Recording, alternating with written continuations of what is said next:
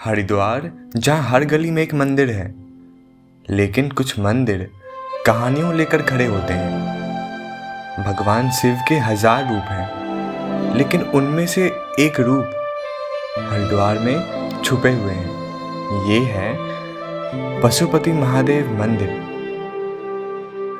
पशुपति नाम का मतलब है पशुओं के स्वामी, सब जीवों के रक्षक महादेव। दुनिया भर में नेपाल के पशुपति महादेव प्रसिद्ध हैं, लेकिन बहुत कम लोग जानते हैं कि भारत में भी एक पशुपति महादेव मंदिर है, यहीं हरिद्वार में। तो अब मैं जा रहा हूँ पशुपति महादेव मंदिर। मैं हरिद्वार में काफ़ी जगह एक्सप्लोर कर रहा था, तब मुझे पता चलता है इस मंदिर के बारे में, जो ज़्यादा लोग को पता भी नहीं है। चलिए देखते हैं क्या खास है इस जगह में। थोड़ा सा कष्ट हो रहा है ढूंढने में मंदिर, क्योंकि वो गली के अंदर है और लोगों से पूछने के बाद पता चल रहा है कि जाना किधर से है, कैसे जाना है। देखते हैं। भैया मंदिर का रास्ता किधर से है? पशुपति उस साइड चौराहे से उधर पशुपति ये वाले गली।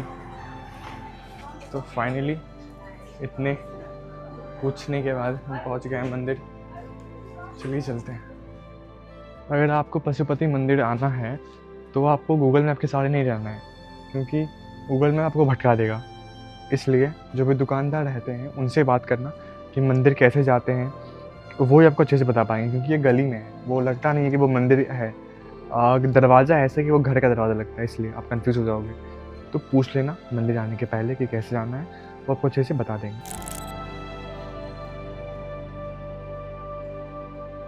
पहले आपको जूता खोलना पड़ेगा और फिर आप अंदर जा सकते हो। यहाँ पे कॉरिडोर टाइप का छोटा सा आपको दिखाता हूँ मैं। ये रहा। तो यहाँ पे आप जूते खोल सकते हो और जूते को ऐसे साइड में रख सकते हो। चलिए चलते हैं अंदर। मंदिर में कदम रखते ही शोर पीछे रह जाती है। ना ज़्यादा भीड़, ना ज़्यादा आवाज़, सिर्फ शांति और शिव के 2 दरवाजे हैं। आप यहाँ देख सकते हो, आप यहाँ पर से भी आ सकते हो और एक पीछे एक दरवाज़ा और है। तो ये रहा वो दरवाज़ा, यहाँ पे भी आ सकते हो आप। तो अभी मंदिर घुसने के समय मुझे ध्वनि सुनाई पड़ रही है, भजन हो रहा है। तो चलिए उनसे बात करते हैं, मौका मिले तो बात करते हैं और फिर आपको भी मिलाते हैं उनसे। आप पहले मंदिर देख लो। पूरा मंदिर भगवा कलर में रंगा हुआ है। ये रहे गणेश जी, ये रहा पूरा मंदिर।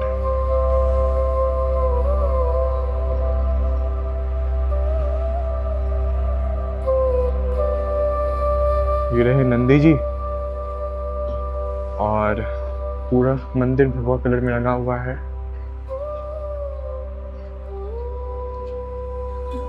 और ये रहे हमारे महादेव पशुपतिनाथ।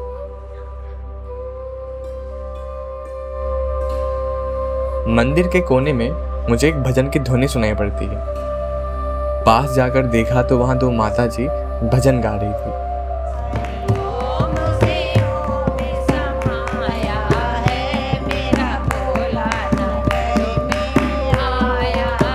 मैंने सोचा इनसे कुछ बातें कर लूं। मन क्या है भगवान? मन अगर हमारा घर से परेशान होता है, हम यहाँ के बैठते हैं, मन शांत हो, शांति मिलती है। शांति मिलती है, बहुत शांति मिलती है। सबसे बड़ी बात। आपको मंदिर को लेकर क्या मान्यता है आप सभी की? इस मंदिर की बहुत ज्यादा मान्यता है। सिद्धपीठ मंदिर है, पशुपतिनाथ मंदिर है। ये जो नेपाल में हमारा मंदिर है पशुपतिनाथ मंदिर, वह मंदिर यहाँ पे ये स्थित, जो आपको वहां जाके मिलेगा उससे ज्यादा यहाँ मिलेगा। कभी देखना आप आके। वो तो नेपाल में है, पर ये हरि के द्वार ये में मंदिर ना बहुत लोगों को कम मतलब समझ में आता है। हरिद्वार आप पहली बार आए? एक बार आए थे, वो रात को आए थे, तो रात में चले गए। अभी तक हम 2 दिन से हरिद्वार में। यहाँ पे पॉजिटिव एनर्जी बहुत ज़्यादा है। हाँ जी। जो भी नेगेटिव थॉट्स रहते थे दिमाग में, वो सब चले गया है। मतलब यही चीज मिलती है हम लोगों को। शांति मिली। मेडिटेशन करेंगे हम यहाँ पे, बहुत अच्छी हमको एनर्जी मिलती है। हाँ, यहाँ पे जो भी दिमाग में रहता था ख्याल, वो सब दूर है अभी फिलहाल। मतलब एकदम शांत है दिन। मतलब बहुत मन शांत होता है यहाँ।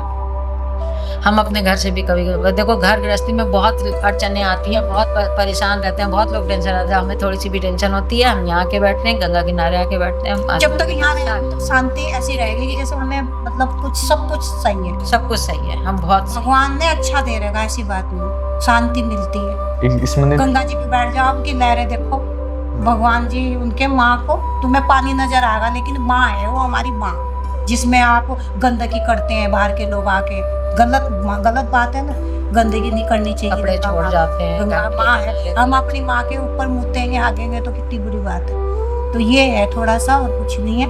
तो वैसे भोलेनाथ ही ये है, ये पशुनाथ का मंदिर है, पूरे उत्तराखंड में यहाँ पे। हाँ, पूरा इंडिया में एक ही मंदिर है ये। हाँ। उसके बाद नेपाल में आ जाता है। हाँ, नेपाल में आता है। नेपाल में अब जैसे हम लोग कहते हैं कहावत हम लोग की, सारे तीर्थ बार बार गंगा सागर एक बार, है ना, गंगा सागर एक बार हो जाओ तो सारे तीर्थ। पर उसी तरह से सब नदियों में सबसे बड़ी गंगा है, हरिद्वार की गंगा। यहाँ अच्छा भी आता है, बुरा भी आता है, यहाँ पे मरने के बाद भी आएगा, और शादी करेंगे तब भी आएंगे, हर चीज में ये गंगा में। आंटी से बात किया मैंने, 2 आंटी बैठी थी जो भजन कर रही थी, उनका भजन सुना और फिर उनसे बात किया कि उनके लाइफ में क्या मान्यता है हरिद्वार की, पशुपतिनाथ मंदिर की। वो 20 साल से इस मंदिर में आ रहे हैं, भ्रमण कर रहे हैं इस मंदिर में आके। कहा ये जाता है कि अगर आप कुछ भी मन्नत मांगते हो इस मंदिर में आके तो वो आपका मन्नत पूरा होता है। एक कहावत और है, अगर आप नंदी जी के कान में कुछ भी बोलते हो तो वो शिव जी को सुनाई पड़ता है। तो मैं भी कुछ बोल लेता हूँ। तो आप भी कुछ मन्नत मांग सकते हो और आपको मैं दिखाता हूँ पशुपति महादेव। इस मंदिर में लगभग हर प्रकार की मूर्तियाँ लगी हुई है भगवान की।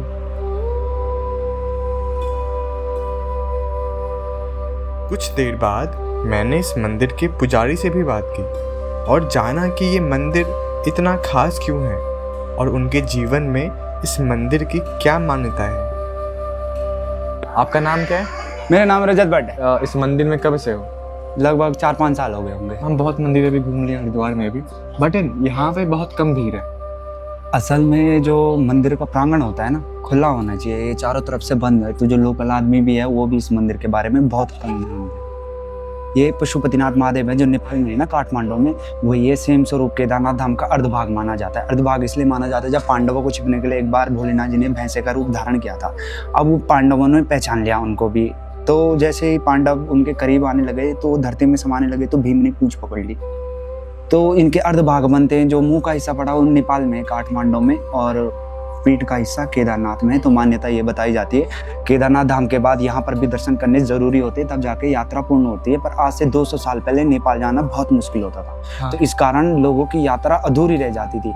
तो नेपाल के जो राजा थे एक बार वो यहाँ पर आए, हरिद्वार में आए, तो यहाँ कर देखकर वो बड़े प्रभावित हुए, क्योंकि हरिद्वार एक ऐसा द्वार है जो मुख्य द्वार है। कहीं भी जाना होगा बद्रीनाथ केदारनाथ तो पहले लोग यहीं पर आते हैं। तो उन्होंने बाबा की स्थापना यहाँ पर करवाई ताकि जो लोग नेपाल नहीं जा पाएंगे तो यहाँ पर दर्शन कर सकते हैं। हाँ, उनकी यात्रा पूरी कंप्लीट हो जाए। हाँ, फिर उनकी यात्रा पूरी हो जाए इस कारण। और ये मंदिर काफ़ी प्राचीन है। इस मंदिर की जो बनावट भी है वो तो काफ़ी अलग है। आज के टाइम के लोग इतनी मेहनत नहीं कर सकते जितने इसको बनाने में लगा है। पूरे पत्थर और हथौड़े और छेने की सफाई है पूरी इसमें, ऐसे ढांचे पे ढांचा ऐसे। सब कहीं सीमेंट यूज नहीं किया है? नहीं, सीमेंट यूज नहीं किया, पूरा पत्थर है। पूरा पत्थर है। यहाँ पे देखोगे ना आप इसको।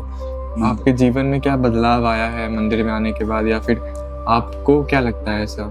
देखो, अब देखो जीवन में बदलाव तो यही है। देखो, एक भगवान को जानना होता है, एक मानना होता है। तो कुछ लोग भगवान को जानते नहीं है, मतलब कुछ एक मानना होता है, एक जानना होता है। तो मानते सब हैं पर जानता कोई नहीं, क्योंकि भगवान को जानना सरल नहीं है। ये मानव कल्पना से बाहर है। भगवान जी मानव कल्पना से बाहर। सो जो वासुकी नाग जो शिव जी के गले में पड़े हैं वो 50 फुट से भी कई बड़े हैं। तो सोचो उनका गला कितना विशाल होगा जिनके गले में वो पड़ा है। ऊपर से हमारे नंदी जी देखो जो दोनों को लांद के चल रहे हैं अपने। तो ये मानव कल्पना से बाहर है। तो हो सकता है कि अगर हम भगवान से जुड़ना चाहेंगे तो सबसे पहले तो हमें इनकी भक्ति में लीन होना पड़ेगा। उसके बाद लोभ, माया, लालच, अहंकार इत्यादि त्याग करना पड़ेगा और भगवान की भक्ति में लीन होना पड़ेगा, क्योंकि उसके बाद हमें भगवान की आराधना एक ऐसी सिद्धि बन जाएगी जो मतलब हमारे लिए स्वर्ग के द्वार खोल देगी। काशी का जो मणिकर्णिका घाट है ना, वहाँ पर जब चिता की आग भी ठंडी पड़ने लगती है, ठीक उस वक्त सुबह के 3:40 पर ब्रह्मांड में एक ऐसी घटना घटती है जो विज्ञान की समझ से भी बाहर हो। ये वो समय होता है जब महादेव जी का डमरू मौन होके भी बस। आज यहाँ पे किसी मोटिवेशन या टाइम मैनेजमेंट की बात नहीं हो रही, यहाँ पे बात हो रही है उस गुप्त ग्रंथ की जो काशी के एक पुराने मंदिर की दीवारों में सदियों तक छिपा रहा। एक ऐसा ग्रंथ जिसमें लिखा है 21 ब्रह्म मुहूर्त रहस्य और एक लॉस्ट फॉर्मूला जो अगर आपने समझ लिया तो आपकी किस्मत बदलने में 3 साल भी नहीं, 3 महीने भी नहीं, सिर्फ घड़ी देखकर 3 मिनट लगेंगे। जी हाँ, सिर्फ 3 मिनट। पर हमें इससे पहले, इन सब चीजों से पहले हमें शिव तत्व को जानना होगा। शिव एक देवता नहीं है, शिव एक फ्लो है, एक भाव है। देखो 3:40 पर हमें ब्रह्म मुहूर्त शुरू होता है, केवल 48 मिनट का होता है वो ब्रह्म मुहूर्त। तो यहाँ पे जागना इस समय मतलब जो हवा में ऑक्सीजन नहीं बल्कि प्राण बहता है। और ये एक ऐसा समय भी होता है जब ओजोन लेयर और ब्रह्मांडीय किरणें एक खास कोण पे होती हैं, उस समय की बात है। तो ब्रह्म मुहूर्त में जागना नहीं है, बल्कि उठना है। हमारे शास्त्रों में कहा गया है यथा पिंडे तथा ब्रह्मांडे, अर्थात जो हमारे शरीर में है वही ब्रह्मांड में। पर लेकिन समस्या पता क्या है? समस्या ये है कि हमारा जो दिमाग है ना, जो हमारा ब्रेन है, माइंड है, ये उस ब्रह्मांडीय ऊर्जा से डिस्कनेक्ट हो गया। हम एक ऐसे रेडियो की तरह हो गए हैं जिसका मतलब एंटीना तो है पर वो सिग्नल नहीं पकड़ता। हम एक ऐसे एंटीना की तरह हो गए। तो इन सबको जानने से पहले तो हमें भाई शिव को जानना होगा, शिव तत्व। वैसे जानना उनको तो कोई जान नहीं पाता है, पर लेकिन शिव तत्व को समझना पड़ेगा ना। ग्रंथ कहता है कि सांस ही शिव की रस्सी है, जो हमारी सांस चलती है ना, तो वही शिव की रस्सी है। पंडित जी की बातों में ही सच्चाई थी। बहुत जानकारी। यहाँ तक मैं खुद मदहोश हो गया था उनकी बातें सुनकर। अभी पुजारी जी से बात करने के बाद ना मैं खो गया उनकी बातों में, मजाक से हट गए। मतलब मैं प्रोसेस ही नहीं कर पाया कि क्या बोल रहे हैं, कैसे बोल रहे हैं, क्योंकि दोनों सेम एज के हैं, ज़्यादा अंतर है नहीं। बहुत चीज़ें थी जो समझ से ऊपर चली गई, जो मैं समझ नहीं पाया, या मेरे पास उतना भी दिमाग है नहीं समझने के लिए। बहुत चीज़ें थी। उनसे बात करके बहुत अच्छा लगा। पंडित जी की बातों में एक अजीब सी शांति थी। शायद ये मंदिर भी शोर से दूर रहना चाहता हो। ना यहाँ भीड़ का शोर है, ना दिखावे की भक्ति, बस एक सीधा सा रास्ता भक्त और महादेव के बीच। शायद इसीलिए पशुपति महादेव मंदिर महसूस ज़्यादा होता है, समझ कम।